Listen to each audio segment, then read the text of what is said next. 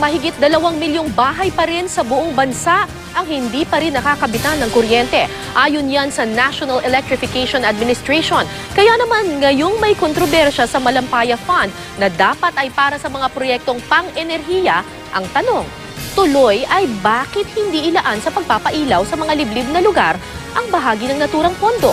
Nakatutok si Sandra Aguinaldo.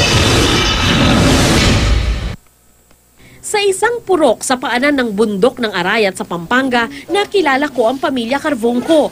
1991 sila nang tumira dito at mula noon ay namuhay ng walang kuryente. 3 taon lang ang nakalilipas nang maranasan nilang magkaroon ng ilaw sa gabi sa tulong ng baterya ng sasakyan na pinag-ipunan ng kanilang pamilya. Sa baterya rin nakasaksak ang kanilang portable TV. Pero ang plancha, de-uling at madalas hindi na raw pinaplansya ang damit. Biro mo po yung nag-aaral namin. Pag gusto nilang mag-assignment, itututok mo lang po yung lampara para makakapag-aral po sila.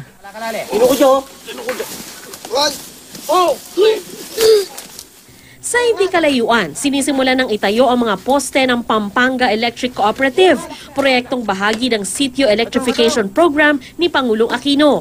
Buwan na lang daw ang bibilangin at magkakaroon na rin ng kuryente ang may 30 bahay sa lugar ng pamilya Carvonco. Pero hindi lahat ay kasing swerte ng pamilya Carvonco. Ayon na rin mismo sa NEA, may 14 na barangay pa sa bansa na hindi pa rin nakakatikim ng kuryente. Matatagpuan ito sa Quezon, Albay, Aklan, Samar, Tawi-Tawi at Maguindanao kung saan meron daw problema sa seguridad. Meron ding mahigit 2.2 milyong bahay na wala pa rin kuryente sa mga lugar na sineserbisyohan ng NEA o kabuuang 20%. Hindi natin sinasabi na pag sinabi natin ang barangay energized na, lahat ng bahay doon meron. Kasi medyo mahirap-hirap rin yun, di ba? Kasi kung magpapatayo tayo ng linya na isang bahay lang andun, di ba? So kailangan medyo unahin natin yung meron mo ng mga kumpul-kumpul na bahay. Sa pag-aaral ng GMA News Research sa August 2013 report ng NEA, 7 sa 10 probinsyang may pinakamababang akses sa kuryente ay nasa Mindanao. Sa Maguindanao nga, 1 lang sa bawat 10 bahay ang may kuryente.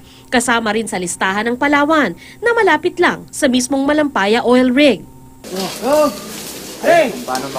Ang pagpapailaw sa bawat sulok ng Pilipinas ay isang bagay na pwede sanang paglaanan ng 170 billion pesos ng Malampaya Fund. Ayon sa Malacanang, 15 billion pesos na ang nagamit ng Aquino administration sa pondong pwede lamang gastusin sa energy-related projects. Ilan sa mga pinagkagastusan nila, ang pagbili ng barko para sa AFP, pag-upgrade ng security at protection ng Malampaya Project. Ayon pa sa Malacanang, halos 2 bilyon ang napunta sa electrification project.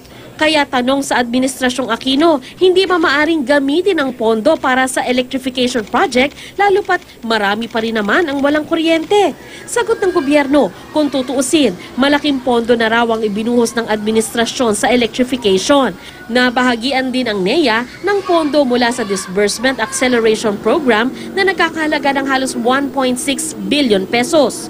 Halos 10,000 sityo na raw ang nalagyan nila ng kuryente mula 2011. Ngayong nako-question ang paggamit ng pondo ng administrasyon, nababahala ang NEA para sa kanilang mga susunod na proyekto. In the case naman ng ating government and tayo, we'd want na magkaroon ng access lahat yung mga Pilipino so that economic development can come to the area. Parang rural electrification is an infrastructure like roads and bridges. Sandra Aguinaldo, Nakatutok, 24 Oras.